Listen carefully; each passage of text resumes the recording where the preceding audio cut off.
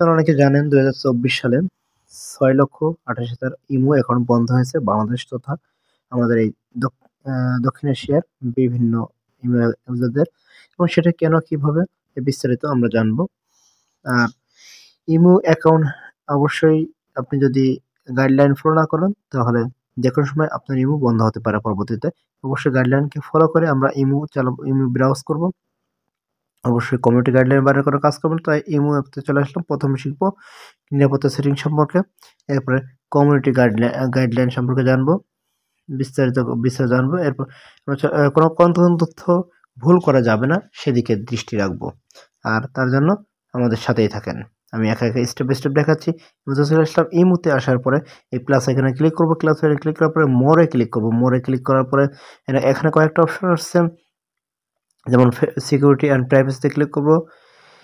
Click করার পরে নিচে দেখেন লেখা আসছে family guard passkey login protection. এখন লগইন প্রোটেকশনে ক্লিক করব। লগইন প্রোটেকশনে ক্লিক করার পরে এই যে প্রথম যে অপশনটা এই অপশনটার উপরে লগইন প্রোটেকশন এখানে ক্লিক করব। ক্লিক করার পরে এটা অন করে দিব। এটা অন করে দিলে আমাদের অনেক সিকিউরিটি ফুল হয়ে গেল। যদি আপনার ইমো কেউ যদি লগইন করতে চায় তাহলে সেক্ষেত্রে কোড যাবে আপনার সিমে, সেই কোড দেওয়ার পরেও অন হবে না। এটি যদি অন করে রাখেন তাহলে আপনার কাছে ইয়েস নোটিফিকেশন মেসেজ আসবে। এটি ইয়েস করলে ইয়েস হবে, না হলে হবে না।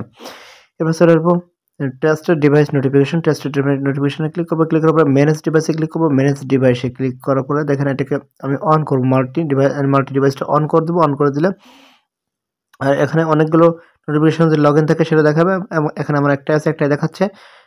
এটি অন করে দিলে লাভ হলো যেকোনো মোবাইলে আপনার পারমিশন ছাড়া কেউ আপনার ইমোটাকে সেট আপ করতে পারবে না।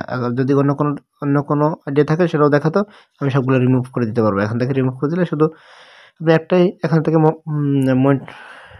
মডারেট করতে পারবেন। সবসময় এটা অন করে রাখবেন, তাহলে কেউ স্ক্রিনশট দিতে পারবে না। মাল্টি ডিভাইসটা অন করে রাখলে আপনি অবশ্যই উপকৃত হবেন। আর এরপরে যে কাজটা করবো আমি সেট অন প্রাইভেসিতে ক্লিক করবেন। সেট অন প্রাইভেসিতে ক্লিক করার পরে দেখেন কথা বলার সময় ভিডিও করার সময় অনেকে স্ক্রিনশট দেয়, স্ক্রিনশট দিতে পারবেন। এটা অন করে রাখলে স্ক্রিনশটটা দিতে পারবেন না। আর অবশ্যই এটা ভেরি ইম্পর্টেন্ট। এই যে এখানে ক্লিক করবেন। এখানে ক্লিক করলে অফ হয়ে গেল। আর বিষয়টা কি ইমোটা এটা সো সেন্সিটিভ। বেশিরভাগ প্রবাসীরা তার ওয়াইফ বা তার পরিবারের লোকের সাথে সবসময় ইমোতে কথা বলে থাকে, আর এর জন্য ইমোটা বেশি গুরুত্বপূর্ণ আমি মনে করি।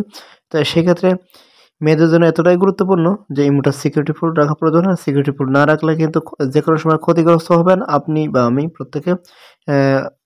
বিশেষ করে ইমোতে অনেক সময় কমিউনিটি গাইডলাইনের বাইরে যেমন অনেকে আছে যে বিভিন্ন সেক্সুয়াল, বিভিন্ন হেলথ রিলেটেড আজেবাজে বিভিন্ন ফিচার যেগুলো কমিউনিটি গাইডলাইনের বাইরে বা 18+ ভিডিও এই ধরনের কিছু যদি দেখানো যায় সেগুলো থেকে বিরত থাকবো। আর ওগুলো কমিউনিটি গাইডলাইনের বাইরে যদি কোনো কিছু করে থাকেন তাহলে ইমো যে সময় ওটা ব্লক স্প্যামে দিতে পারে।